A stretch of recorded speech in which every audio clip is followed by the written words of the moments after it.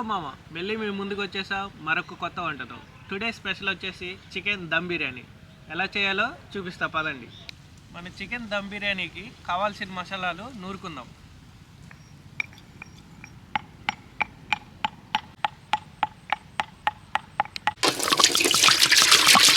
బిర్యానీ కోసం ముందుగా బియ్యం నానబెట్టుకుందాం. చూపిస్తున్న విధంగా నీట్గా కడుక్కోవాలి.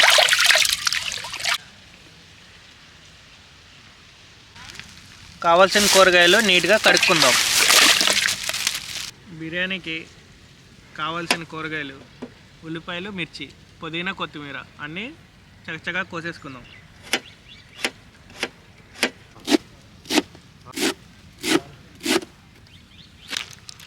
ముందుగా మనం చికెన్ని నీట్గా కడుక్కుందాం. చికెన్లో ఇలా గల్లుప్పు వేసుకొని కడుక్కుంటే నీసు వాసన అనేది రాకుండా ఉంటుంది.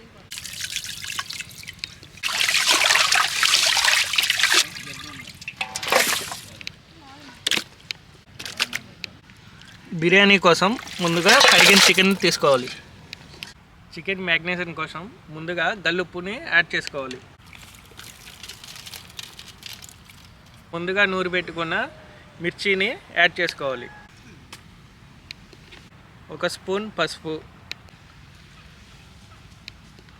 తర్వాత కారం, నూరి పెట్టుకున్న మసాలా. మనం ముందుగా రోట్లో నూరుకున్న అల్లం వెల్లుల్లిపాయ పేస్ట్ వేసుకోవాలి. రోట్లో నూరుకోవడం అనే ఎందుకు చెప్పానంటే దానివల్ల స్పెషల్ టేస్ట్ అనేది వస్తుంది. మనం చివరిగా నెయ్యిని కూడా వేసుకోవాలి.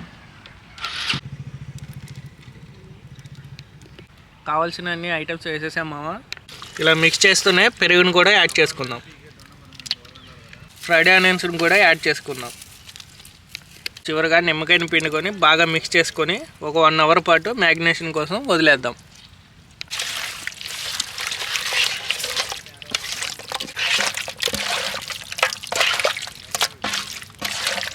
ముందుగా బిర్యానీ రైస్ కోసం గిన్నె తీసుకొని పొయ్యి మీద పెట్టాలి. వాటర్ వేయాలి. ముందుగా పలావాకు, అలాగే స్టార్ పువ్వు, షాజీరం కూడా వేసుకోవాలి. అలాగే యాలకులు, లవంగాలు, అలాగే దాల్చిన చెక్క. కొద్దిగా ఆయిల్ని కూడా వేసుకోవాలి. కొద్దిగా అల్లం వెల్లుల్లి పేస్ట్, చివరిగా గల్లుప్పును కూడా వేసుకోవాలి.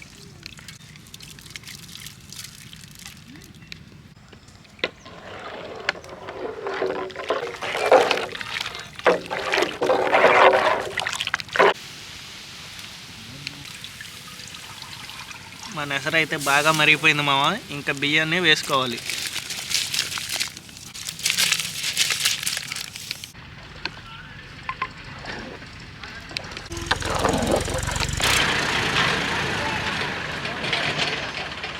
సరే మామ, మనం అయితే రైస్ 70% అయితే ఉడకబెట్టుకున్నాం.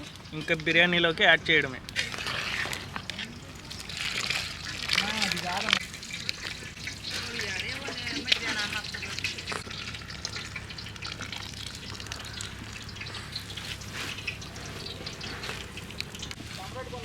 మనం సగం రైస్ వేసుకున్న తర్వాత ఇలా ఫ్రై చేసుకున్న ఆనియన్స్ని కూడా వేయాలి. ఇంకా దమ్ కోసం పొయ్యి మీద పెట్టేయడమే.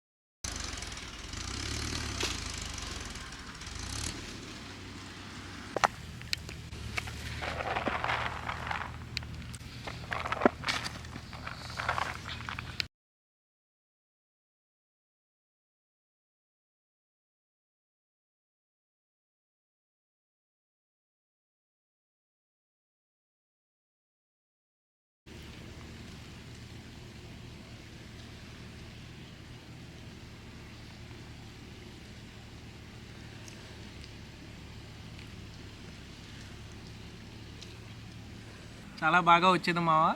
డెఫినెట్గా మీరు కూడా ట్రై చేసి కామెంట్లో చెప్పండి. Please like, share, subscribe. Aswaraopeta పల్లి రుచులు. మరొక కొత్త వంటతో మళ్ళీ కలుద్దాం. బాయ్.